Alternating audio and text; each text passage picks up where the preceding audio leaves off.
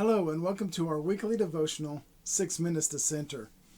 It has become a joke about many of the beauty pageants because of this one question.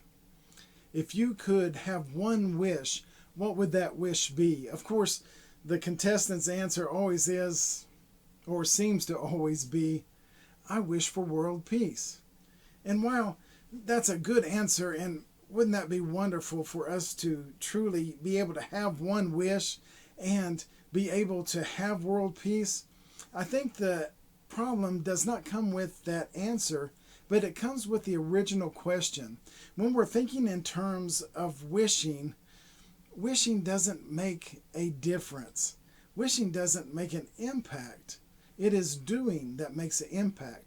And so I think we need to change that question up and ask the question in this way. If you could make an impact in your life, what would you do to make that impact? This takes the wishing out of it, and it puts the responsibility on us doing something to make a difference. This question actually asks, what are you going to do to impact your world? So now I want you to put yourself in place of this beauty contestant. I need you to fix your hair. Okay, done. I need you to put a smile on your face and be ready to answer this question. Contestant numero uno, within the next week, what are you going to do to impact your world? Here's the thing though, I want you to think small. Part of the problem as we look at this question is that we tend to think too big.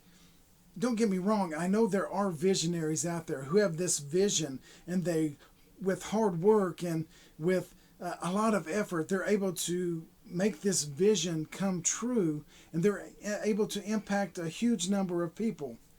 But in this case, I do want you to think small. I want you to think about what you can do this week in order to make an impact on someone's life in your world around you. I actually got to experience this week. The youth group and I planned to go rake a home of one of the members who was in need of this.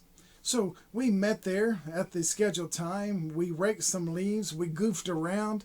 We raked a few more leaves. We laughed at each other. We raked a few more leaves. And at the end, I went in and knocked on the door and talked to one of the homeowners. And I said, is there anything else that we can do for you? And as we're standing there talking, tears actually forms in her eyes because she was so appreciative of us thinking about her and her husband.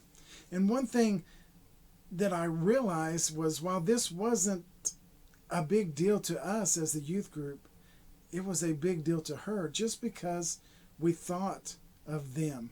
Now, you also need to know that these people are ones who help out numerous people in the congregation, always behind the scenes. Many people will never know what they do to help because they're always helping. Yet in this case, we went over and we helped them, and it made a difference in their lives. I saw it this week as we were passing out food on Thursday night. One of our members reaches into their pocket, hands some money to one of the people who were in line getting food because this person in line, their child didn't have shoes.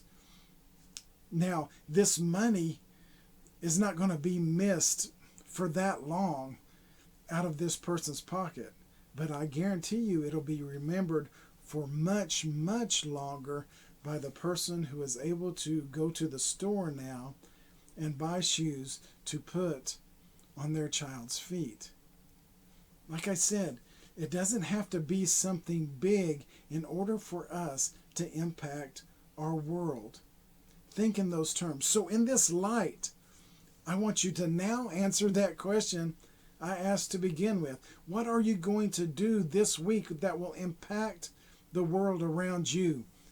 Remember, I want you to think small, but I want you to follow through. And remember also these words of James, the brother of Jesus. It takes place in James chapter 2, verses 14 through 17.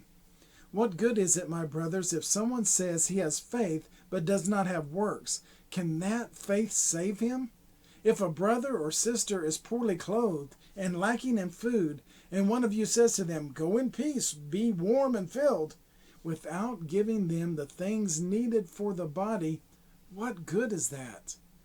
So also faith by itself does not, if it does not have works, is dead. So think little. Go out and do something for someone. But even if it's just a small thing, keep in mind that it may not be small to the person that you're helping. Go out, impact the world by thinking small.